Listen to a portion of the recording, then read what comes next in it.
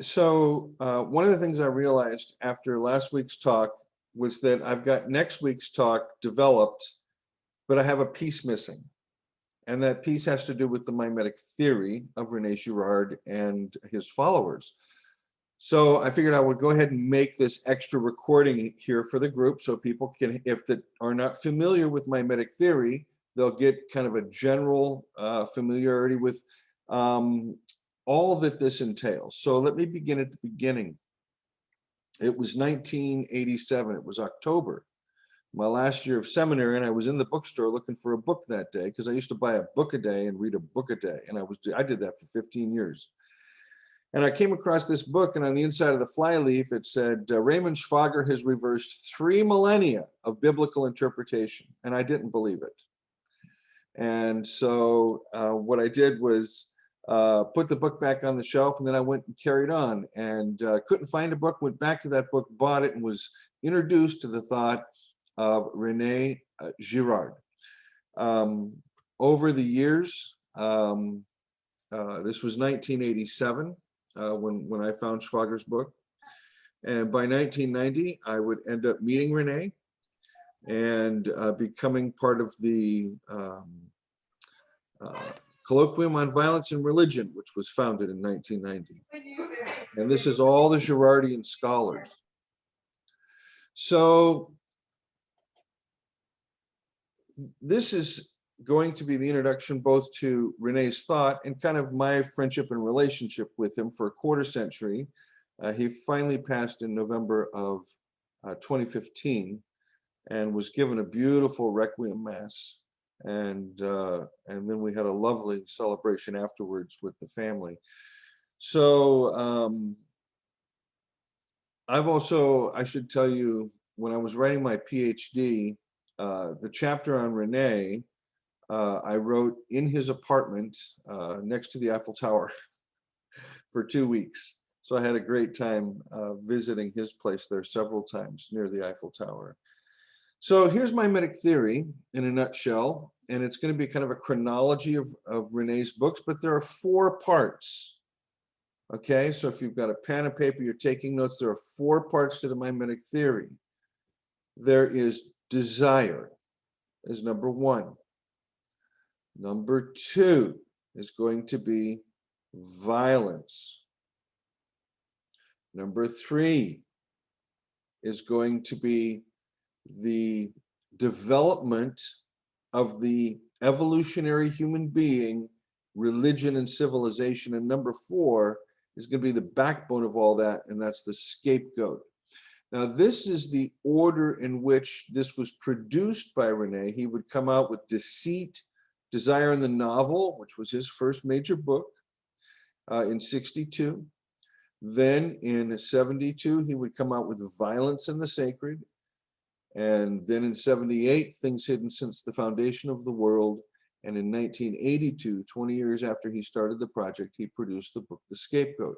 Those are the 4 major books that make up mimetic theory. Everything else is commentary. Those are the 4 books that, from Rene's perspective, make up mimetic theory. Now, what you need to know is that in the first 2 books, the book on the novel and the book on violence and sacrifice, Violence in the Sacred is the name of this book, these 2 books do not have anything to do with Christianity, except for the very last little teeny bit of Violence in the Sacred kind of enters there. And so your atheistic mimetic theorists will only use these 2 books, whereas your theistic mimetic theorists will continue on into the 3rd book, which deals with the theory of human origins, kind of a Darwinian approach, and then also opens up the question of sacrifice in the Jewish scriptures and the New Testament. And then the 3rd section of that book's on human psychology. And then again, finally, the scapegoat, which has to do with the mechanism that underlies all human activity. So that's where we're going to go in this big picture. So where do we start? Well, we're actually going to deal, instead of these 4 books, we're going to deal with 4 different elements. Some are going to be the same, The first we're going to call desire, just like what we did in the series of the 4 books of Renee. The second, we're going to come in and we're going to talk about the problems of rivalry, which is similar to talking about violence, but more psychological. Then we're going to talk about the problem of undifferentiation or sameness, and then the scapegoat. And then from that, we're going to build out, and I'll show you how from this behavioral model of the early proto humans and humans right on down through civilization, this basic model undergirds all reality as we know it. And so we'll also begin, one of the things I'm hoping you're seeing is that I find this perspective to be very, very influenced by the gospel tradition. And that is actually the case, and Renee's testified to this, that the Bible opened up mimetic theory for him. He said the Bible is mimetic theory. And in a lot of ways, there's real congruence. I would never want to claim something for scripture. I would never want to claim a philosophy for Holy Scripture. That time bounds it too much. But there's certainly an awful lot in mimetic theory that is gleaned in terms of its insights that way. So here's your little primer in mimetic theory, along with some places you can go for further research.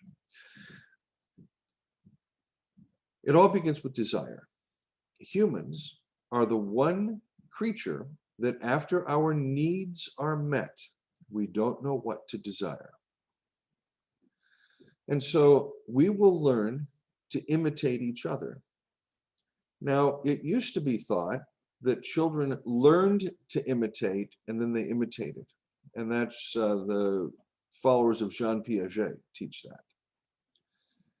However, it's been demonstrated, and it's been a few years now since I've been in the research, but I believe it's Andrew Metzloff who has done research where he has empirical evidence that children just 18 minutes out of the womb, and that's as fast as they can get them from the delivery room, checked out, cleaned up, where he can do his filming, where he's filming his face and the baby's face, and you can see the baby will imitate his face 18 minutes out of the womb. We are the most imitative animal on the planet, said Aristotle over 2,300 years ago. So there is a scientific and a philosophical background for beginning with what we call imitated or mediated desire. I don't know what to want.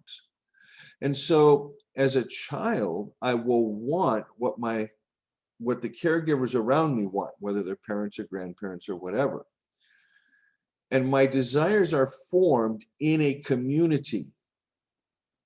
That is, it's a social group. Mom, dad, me, brother, sister, cousin, uncle, neighbor, friend, and that circle expands as I grow in life. And thus the multiplicity of the possibility of desires expands. Now, modern advertisers understand this, and that's why they put pretty girls in car pictures, or they put famous basketball stars paired with shoes, because they know that everybody likes Mike. Everybody's going to go buy those Michael Jordan sneakers because they're Michael Jordan sneakers, and everybody wants them. We see it in the marketplace, known as supply and demand. And once you see something going up, you're going to get in it along with the mob. This is the fundamental reality of the human being. We do not know what we want, so we imitate others' desires. Now, I just need you to stop for a moment and recognize, and this is a challenge. Anything you want in life has been copied from somebody. Any desire you have for anything has been copied somewhere from somebody. Could be in your deep structural past, could be in your present, could be having watched an advert today and you saw something, you said, I want that. That's the company pairing you there mimetically with the people in the ad that make you want it. So we don't know what to desire. So we imitate each other's desires. But the problem here is that there's only so much in terms of resources. And so the example I use in my books, and every parent knows this, if you have a room full of toys and you put two children in a room full of toys and you walk out, there will be a conflict. In most cases, there will be a conflict because once the first child sees something that they're just randomly interested in, they begin to make a move for it. That is observed, and the same move is imitated. Now you have two children, one toy. And there's, if they're old enough to articulate, then it's I saw it first. No, I saw it first. No, I did, but I wanted it first. I was going, this kind of logic, and you know, children play this out. And adults too. So, I mean, God, just Google people fighting over parking spaces in parking lots. Just Google that. You'll see all kinds of stuff. Where the parking lot, are two people trying to enter, and it's, I saw it first. No, I did. Boom, boom, boom. And they're talking like 3 or 4-year-olds. So we don't know what we want because the objects of desire are random and thus numbered or could be scarce. We will end up in rivalry with each other. And this rivalry will always escalate. So I'm going to give you a couple examples of how this works. The first comes from an experiment done 2 places, at the University of Texas and at a university in London. And what the researchers did was they took 2 students on either side of a table, and they had devices on their hands, or however it worked, on the table. And the first student had his hand pressed on, like this, like a little bit, okay? And he was supposed to press back that exact pressure. And then this hand was supposed to reach over to the other person and press that exact pressure, and he would reach and press that exact pressure. What they discovered was that as each hand went over to do the exact pressure, it put a little more pressure. And so the pressure kept building, even though in all the cases, the participants thought they were applying the exact same pressure they had at the beginning. Rivalries escalate. There's your physical, neurological component combined with your psychology piece. People don't think rivalries are escalating when they are. And the other one I can give you, for those of you that have had serious relationships of any sort, is the way arguments escalate in relationships. And so often an argument begins with something simple. Honey, you didn't take out the trash like I said. For some reason that sets somebody off. Yeah, I know I didn't do it, but you left the bedroom a mess. Well, I only left the bedroom a mess because it's your stuff on the floor.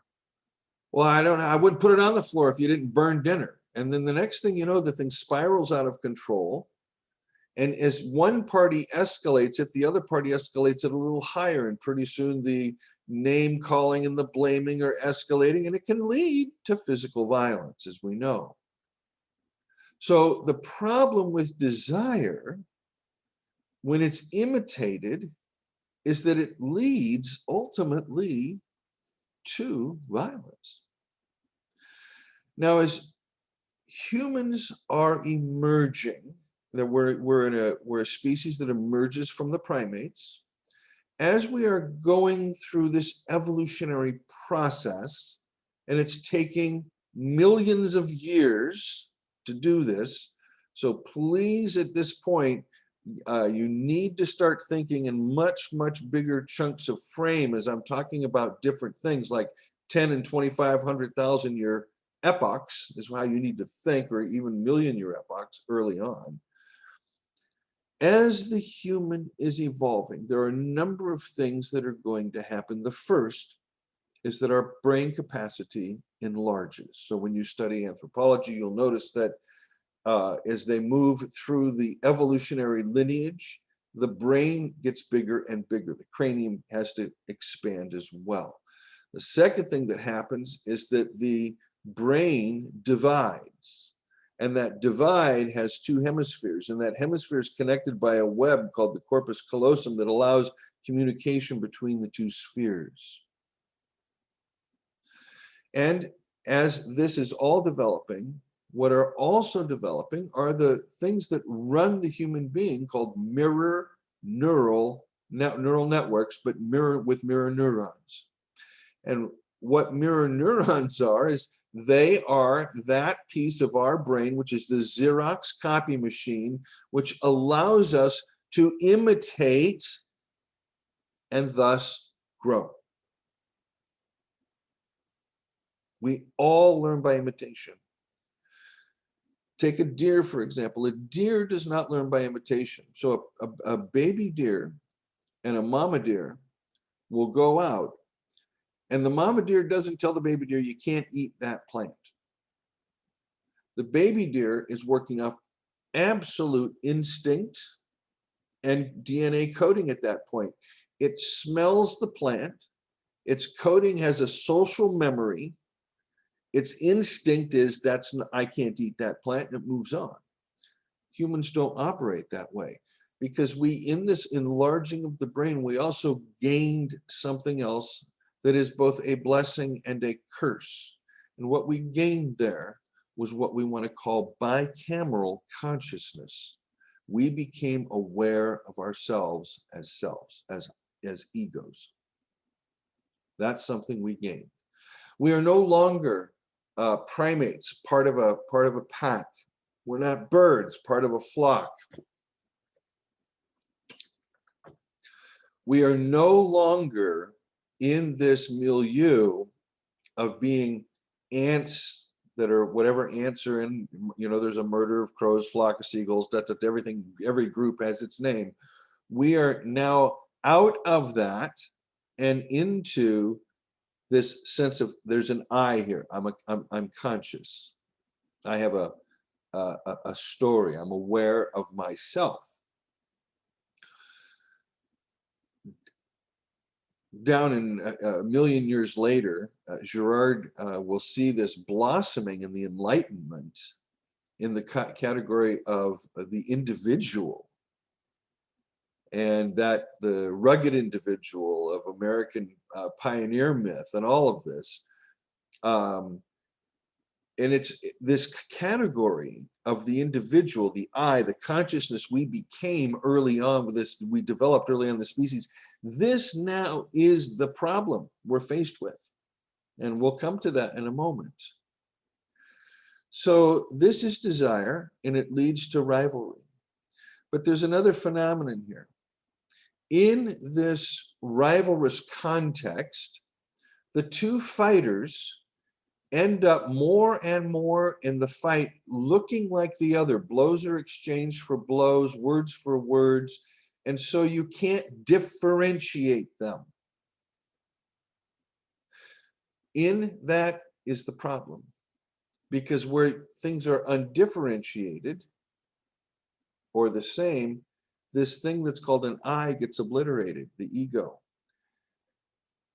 In any other species but the human, whenever there's a fight like this, it ends with dominance and submission. One animal cowers and the other one says, okay, I win, and then the fight's over. But with humans, because of this sense of consciousness, when we get in a rivalry and fight, we fight to the death. And we kill in order to keep our ego intact. We take another ego. This is the human species. This is what scripture would refer to as the fall of the human species. The Genesis myth, the second myth in the book of Genesis, the myth of the boy, I hate to say this word, but of the Yahwist, that's not taking the name. That's not the name. It's just a writer. That writer has a myth of creation that deals expressly with this phenomenon of desire. And so when you read the third chapter of the book of Genesis, you are immediately drawn into the world of desire, where the serpent said, did God really say You're not supposed to eat that fruit. And the woman saw that it was desirable. And furthermore, you'll notice that when she eats the fruit, nothing happens. There's no fall. I need you to think about this. You right? There's no fall. She eats the fruit and there's no fall. But the male comes along, copies her, and eats the fruit. And now there's problems.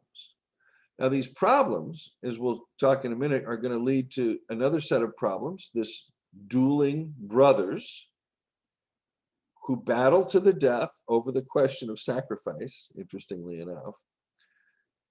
And the interesting note by the author in Genesis chapter 4 that Cain does something that is now actually kind of scientifically verifiable as a phenomenon. So it's interesting. We'll get to that.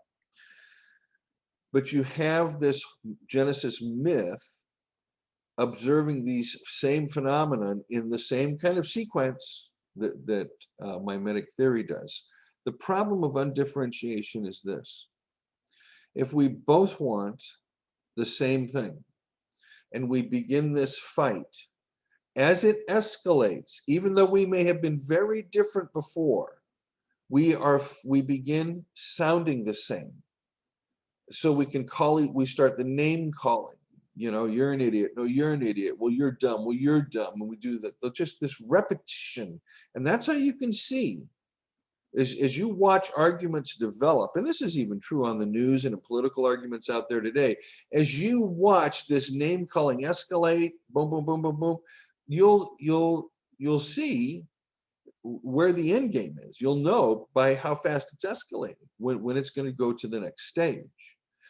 So this phenomenon of undifferentiation, it puts us, we're all the same. And we need to differentiate. Humans are hardwired to self-transcend. We are hardwired to self-transcend. Okay?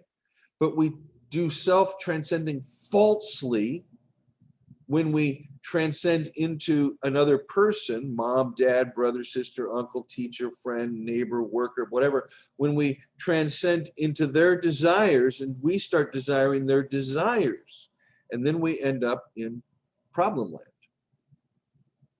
There is a proper self-transcendence, but what Scripture wants to call sin in Genesis 3 and 4 is an improper self-transcendence. That is, we were evolving in one direction, which was fine, but we ended up taking a different path, which was not fine. And that's why Paul says, basically, you know, you got to go back to Adam. And with Adam, here's the beginning, and humans started off on the wrong foot. Well, I'm just placing this in an evolutionary context over millions of years, where at a certain point, humans began operating differently because of certain behavior patterns. And then communities would form around that, and justification and different things. So we have that. Now, how do we cure undifferentiation? If we're all the same, if we're all fighting over the same thing, how do we cure that? We cure that with a scapegoat, that which is different. And so it becomes part of the process of the community down the road to begin to identify difference as the problem. So and think in terms of proto-humans, you know, they will first use those within their own community, the weak, the hunchback, the deformed, the blind, the lame, any human that's exhibiting these physical deformities is different, and thus can be used as a scapegoat. It has nothing to do with their moral guilt or anything. It has to do with the fact they are different. And so, as we'll note, in mythology, when the humans begin writing their myths, the scapegoat in the text is always different. one moment. It is this scapegoat that the community will gather around in one voice, blaming this one for all their woes as they tie them to the stake or the pit where they're going to roast them on, because we were cannibals, so we would first probably engage in more bacchanalic, orgiastic type rending and gnashing and eating this victim alive. And then eventually we learn to cook them. You know, it's always better when humans are cooked. You know what I mean? You're supposed to smile, Sam. That was funny. Anyway, so we now have this phenomenon of scapegoating, where humans have projected all of the problems they're experiencing because of their rivalries in this intergroup process. They project all that onto the scapegoat. The scapegoat becomes, in a sense, that which is evil, untouchable. It's a sin bearer. It's loaded, but it's not done consciously. This is very important. It is not done consciously. It's an unconscious mechanism. It comes from outside of us. It controls us. We are part of it, but it is not something that early proto-humans are choosing, not yet. The victim then becomes the thing that brings peace and harmony to the community, because we went and got all of our aggression out. Now everything's lovely again. And so the victim becomes the first object that has a true binary characteristic, or is a symbol. That's all a symbol is. A symbol is that which is and that which is not. It refers to itself, it refers to something else. It becomes the first binary, it becomes the first symbol, it becomes the first figure that we humans will use to project ourselves out onto, and but without awareness. And so we will identify the victim as both a devil for causing us the problems. If it wasn't for so-and-so, we wouldn't have these problems. And a god. Because of so-and-so, we now have peace. And what's in between the person as a devil and the person as a god that we project is a meal, a mimetic meal, a cannibalistic ritual that is part of who we are as a species, even as late as 1,000 years ago in Central and South America. And there are little pockets hither and yon around the world of cannibals. But for the most part, the rest of the planet has come out of early civilization. So now what's interesting here is we get to watch as we move from this phenomenon of moving from dominance and submission, where the strong ape has control of the community, and the other apes learn not to mess with him, and when they do, he takes them down and he takes their bananas, or he takes their females or whatever. Now everybody's the same, and so rivalries escalate and intensify, and there's a need for the community, if it's going to survive. And listen, thousands or tens of thousands of proto-human communities never made it out of the gate. They wiped themselves out internally. They never learned how to use this mechanism of scapegoating. But in consciousness, in the development of consciousness, there would have been groups and certain persons in those groups that would have at some point remembered, you know, the last time we were in this conflict, we did this. And so they would institute that process. They would start that process. They would intentionally say, there's your scapegoat, and everybody would point the fingers. We would have the lovely cannibalistic feast again and return to our harmony. That has to happen over and over, that ritual over and over and over and over and over again, over the course of hundreds of thousands of years as we're evolving, until finally someone in these groups, and you can see it lighting up certain places. I'll talk about it in a minute archaeologically. You can see this phenomenon in these proto-human communities of this recognition that one can do this, actually choose to do this, and create stability. You can create order from chaos by just simply having a sacrifice. And that's where order comes from. Order comes out of chaos through a sacrifice. That is your basic early proto-human development process. And one of the things that the first myth of the book of Genesis recognizes is there is chaos. There was tohu vobohu. But in Genesis 1, even though, as scholars recognize, it is structured in terms of 6 days as the 6 levels of a temple, the universe is a giant temple with the human in the Genesis story at the center.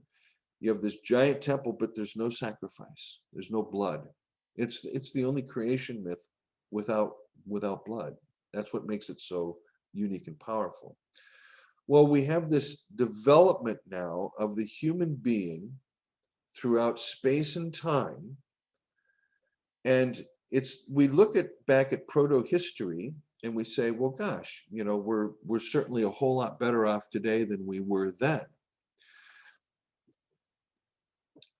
The reality of this is, when you break down where we're really at, we're at the exact same place we were 50 or 100,000 years ago. We're at exactly the same place. We've just substituted in our current period various institutions that carry on the sacrificial process apart from us, so that we feel we're no longer cannibalizing. We're no longer part of the problem. And I'll be dealing with this more and more. I'm wondering how long I've gone so far. I have no idea how long I've talked. That's been about a half hour. Okay. From this phenomenon, there are going to develop 3 pillars, or 3 things that we can find in the ancient world that are the supports for human religion.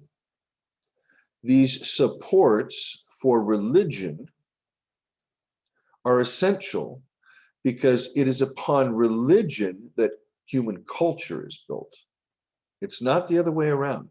We first didn't come together and learn to play farmer and get together and have fun and make social contracts like Rousseau thought. And here we are, just get, and then we'll have a little religion because the thunderstorms scare us, and so we'll call them gods, kind of thing. And that view is defunct. It's a dead view.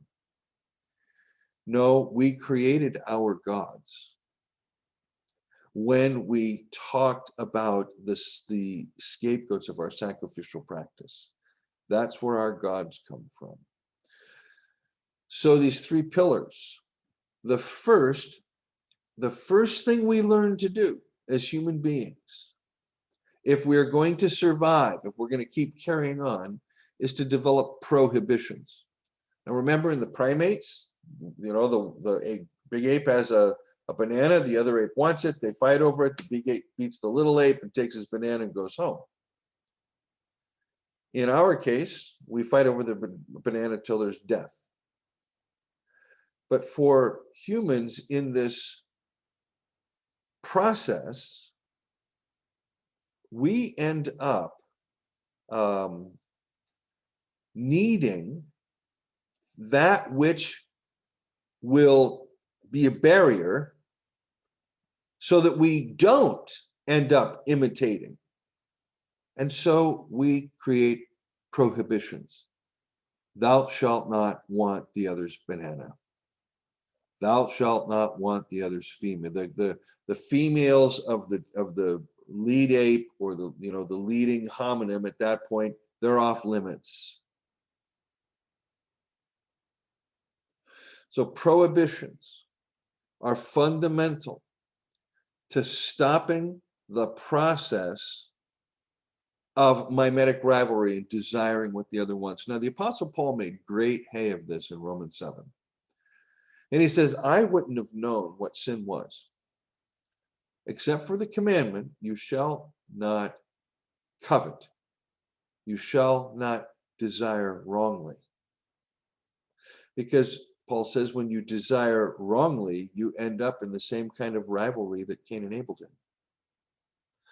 And this 10th commandment, you shall not covet, really covers the previous 4. Don't commit adultery, don't swear, don't murder, don't do this, don't do that. It covers them all. And it's the most interesting commandment because it prohibits improper desire. So there again is a piece where Scripture makes a contribution to this discussion of the role of prohibition in the development of human culture. The second pillar, in addition to prohibition, is ritual. Now, ritual is the prime, the first of the pillars. That is, we were doing these activities. These activities created the possibility for us as a community to create symbols. The scapegoat is the first symbol, that which can be both bad and good. And it is our capacity to symbolize that opens up the possibility for language and thus communication. We are that species which can symbolize. Some of you know the story of some of the great primates that were taught rather large human vocabularies, 500, 600, 900, 1,000 words. And they could learn to sign.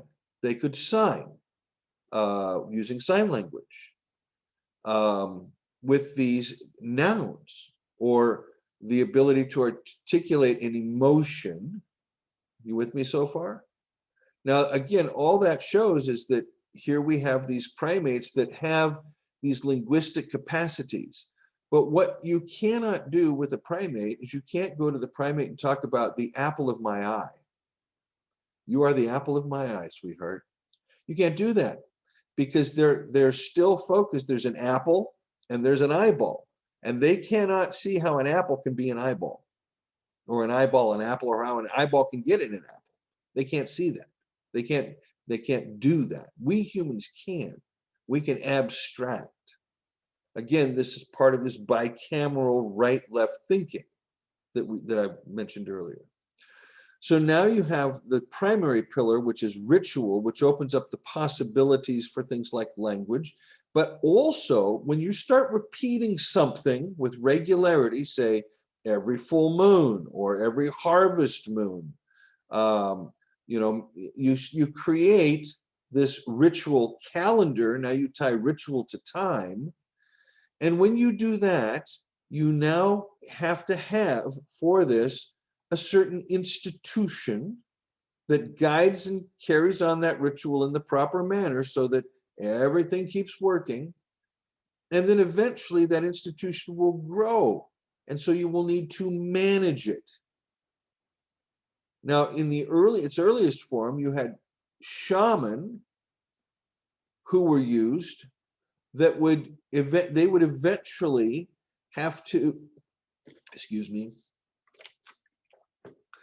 they would eventually come into a non-conscious collusion with the leader, the strongest in the group, who they would facilitate sacrifice on behalf of, this ritual on behalf of, or they would sacrifice them.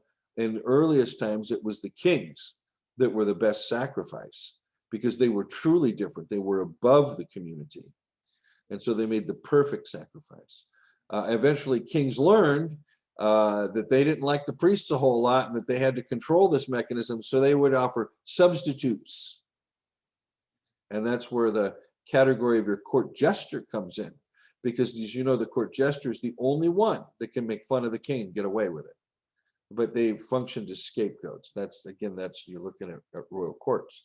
But in the early process, what you have now is this institution being conducted over time. That's ritual, and it creates the need for management or bureaucracy. So anything that you know of about the modern world in terms of business, government, human society, all of this arises from this early proto-human institutionalization, need for bureaucratic management. All of our modern institutions, all of it.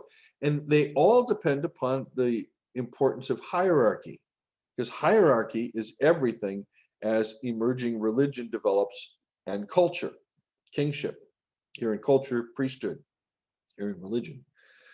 Now, the third pillar, in addition to ritual and prohibition, that helps create human culture, is myth. Myth is the way we humans learn to tell the story of where we came from without blaming ourselves. Myth is where we tell the story of the bad people in our community in such a way that the bad people agree that they're the bad people and they deserve what they get. And we'll talk about this a minute in several mythical traditions in the ancient Near East and Mediterranean area. But I want to share with you what I think is the most explicit example of this kind of mythological thinking in the scriptures. And you really don't find it that often in scripture. It's very, very hard to find this pure form where you have a community in crisis, terrible crisis. And in order for them to be able to get out of this crisis, there has to be someone to blame. And they have to tell the story in such a way that they weren't responsible for all the shit that was coming down from the heavens above. No, it was the bad person in the group. And when they tell the story, they have to make sure that the bad person agrees that they were the problem. So in Joshua chapter 7, you have this lovely story. The Israelites have been going out and conquering and winning battles, and then all of a sudden they're not winning battles anymore. Okay, and you remember that old, there's sin in the camp. So that there's a recognition there's a problem here. Now the problem here is there's rivalries going on in the military, and people are not agreeing on strategies or tactics. So you might have 2 or 3 different leaders with their groups, whereas before they were united together and as one, they were conquering, and then some developed different whatever. And that's what's really happening. But the way the story's told is that this crisis has been produced by the problem of sin in the camp. And so Joshua goes to God and implores God, what shall we do about this? And God, in the story, not the true and living God, but the God in the myth, that God's only part in the whole thing is to say, well, why don't you have a lottery? And so essentially that's what they do. They have a lottery. Since they don't know where the problem is, because remember, the scapegoat isn't necessarily innocent. Innocence or guilt has nothing to do here with, we just need someone we can all agree on is the problem. And then, boom, we've got our mechanism. So what happens is you start with all the 12 tribes, okay, now, or 10 tribes. Now you're down, however many there were. Now you're down to, the heads of the family systems, and then down to the clans. And then finally, amongst the clans, the lot is drawn by Achan. And he says, yeah, I stole some booty. Next thing you know, the earth opens up, swallows Achan, swallows his family system. Why does it swallow his family system? Because if the community has chosen Achan as the problem and they sacrifice him as a ritual scapegoat, They don't want any blood retaliation coming afterward. Next generation blood retaliation. So they slaughter the family system. That's it. Boom, done, out of history. There's no one to take vengeance. And Achan in that story is like the mythological Oedipus in Greek mythology, who ends up blaming himself. I'm the problem, right? And you have this recognition that this myth is not telling the tale correctly. Now, we can read it backwards from the prophetic tradition of Judaism, like my friend Sandy Goodhart does, or the gospel tradition, and recognize that the Christ figure in the story, the Yeshua figure, is not the Yeshua, the Joshua of the text. Joshua, the one who says, please, help us out here, and is given a lottery. The real Yeshua is Achan, the marginalized one, the one who's killed for no reason. But in the way the story's told, oh yeah, they deserved it. So Western civilization, we see this all over the place. We Americans used to write American history, and we came across from England, and some came across from France, and some came across from Spain, and we were going to civilize the savages. Never mind, they weren't having all this war with each other. That stuff didn't start until the colonials came over and started taking lands and pushing these tribes together. Otherwise, they pretty much lived fairly peacefully in North America. South America, different story. But in North America, they pretty much lived peacefully. I mean, the Iroquois would even produce the concept of a federation of tribes, the 5 nations.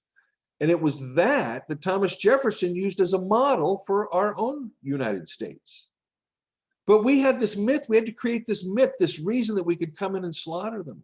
We had to create another myth about why we could use African Americans or dark-skinned or brown-skinned or black-skinned people. And part of that myth is that they weren't human, they were different. And so we could encode within our own historical constitutional documents that these persons brought over as slaves were only 3/5 human. That's all they were in terms of their actual value. Now that's done for economic reasons and taxation reasons at the time, but it ends up becoming a mindset, the white supremacist mindset. So, not everything that's done for the right reason ends up doing the right thing. So you have prohibition, you have ritual, and you have myth as the founding pillars upon which everything is established. And that's why it is so very, very important to recognize that, one, the gospel is not law. That's Paul. That's very much Paul. So in other words, when it comes to this new community that the Pauline, Johannine, Jesus traditions are going to be talking about, this new community, law doesn't play a role. Prohibition doesn't play a role. Second, there is a ritual. Like there are 2. There's baptism and there's Eucharist. And the Eucharist is in fact a cannibalistic meal. And I've gone over this in my talks, and you can see them online, and look at the last chapter of my book, Mimetic Theory and Biblical Interpretation. And I read the Eucharist this way. So we have ritual. And we don't have myth. We have a story, a narrative, where the figure of the narrative who's being arrested, tortured, and put on trial is innocent. And it's very clear that this Jesus of Nazareth figure is innocent in the passion narratives. And he is still crucified.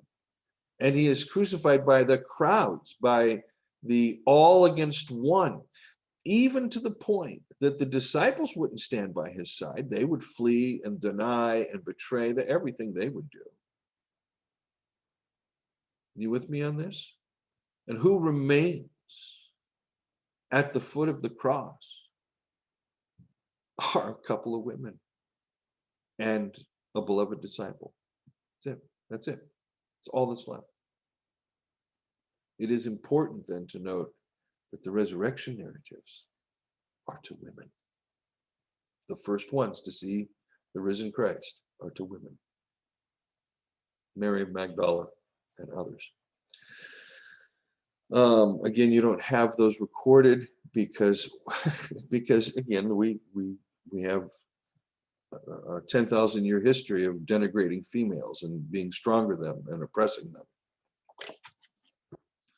So what you have now is a way to begin to see this. And the book of Genesis, again, goes from Genesis 3, desire, imitation, rivalry, two brothers, Cain and Abel, right down to after God marks Cain. It says, and Cain went out and built a city. That is, he founds civilization. He's a founder of civilization. That is, the text is trying to show us there's a connection between desire, rivalry, violence and sacrifice, and civilization. Okay, that's the connection. It's a literary connection. But I'm going to run you through a series of books. I suppose I'll leave them on long enough so that you could pause them at any point if you wanted to take a title down. But I want to start by observing the utility of mimetic theory. I want to show you how it can be taken and applied in all kinds of areas. I'm going to skip Christianity because anybody that's read my stuff or follows me sees how I apply that everywhere. But I do want to start with the guy Giuseppe Fornari's A God Torn to Pieces, which deals with Nietzsche. And it starts here because our whole modern era has been influenced by Nietzsche's critique and use of mythology, the whole modern era, okay? Even me, even Girard, we cannot escape Nietzsche's critique. So right from the beginning, one of the things that Fornari is going to do is begin to look at Nietzsche's use of myth. The reason I mention that is because he came out just recently with 2 volumes on Dionysius, Christ, and the Death of God. So you have 2 volumes. And the first one is on classical mythology, in particular Dionysius. And there's some very interesting material here, particularly when it comes to a text like the 2nd chapter of John, the wedding at Cana, which has an awful lot of, I don't like to use the word parallel, a lot of congruence, sticky congruence with the Dionysian myth and the Bacchanalic ritual. So these books by Fornari are huge explorations into these mythological worlds and Christianity and modernity. But we can go further than that. There's a wonderful book, who's this? William Blake Tyrrell, on the sacrifice of Socrates. And so in this book, Tyrrell's going to demonstrate that Socrates would function as a scapegoat for the ancient Athenians. So we're back in this ancient history. We can take it further back than that. We can go all the way back to how we became human. And we can ask the bigger question, can we survive our origins? Both of these books, edited by Pier Paul Antonello and Paul Gifford, these are books that deal with paleoanthropology, both in terms of the physical anthropology as well as discoveries like Çatalhöyük and Tepe Göbekli and these kinds of things. And when we go back, one of the things that we find is that the science continues to validate Girard's theory. So it used to be believed human culture and cooperation came first and then we had religion. Girard said, no, that's backward. Religion comes first and then culture. And now from Tepe Göbekli, for example, we have an archaeological site out in the middle of nowhere with no apparent domicile activity, but it is a sacrificial site. So it's a pilgrimage site. So people came, religion is the birthing place of civilization. Then you move to Catalhoyuk, now you've got a similar thing, but now you've got housing there around that temple center. These are fantastic books because they show that the mimetic theory is validated in terms of how we can see primate to human development in our physiology, as well as our archaeology. We can take that further. I'm just showing you examples of books of where mimetic theory goes. So here's one on Hindu spirituality. And Girard has a book called Sacrifice on Hindu religion, and this one also does a mimetic reading of Hinduism. Sandy Goodhart will do a mimetic reading of Judaism. Okay. To my knowledge, to date, there has not been a mimetic reading of Islam. I'm not sure it would be allowed. You know, I think it would end up having a fatwa put on it. I don't know, but I suspect. But we can move from these realms into psychology. And so here's the Phantom of the Ego, or Jean-Michel Gourlian's Genesis of Desire. Both of these thinkers are major psychological thinkers within the tradition. You'll notice all these books I'm showing you, they're all coming from one publisher, University of Michigan State Press. And that's because the Colloquium on Violence and Religion has established there a foundation, as it were, to publish all this literature now. It's been a couple of decades that William Johnson is the editor-in-chief and has just done a marvelous job getting this out. But we can also talk about mimetic theory in terms of economics, Paul Dumichel. Okay, we can talk about it in terms of philosophy. The problem of philosophy is the way it expels things. And so here's my friend Duane Armitage with his brand new book on philosophy's violence sacred. Or we can see it in the work of Derrida and others. My other friend Dave Dawson, in his book Flesh Becomes Word, David Dawson. So both these guys are totally cool.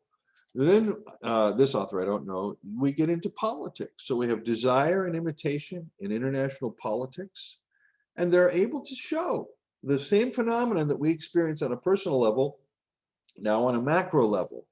One of the best books out there is Vengeance in Reverse, the tangled loop of violence, myth, and madness. This is a brilliant book.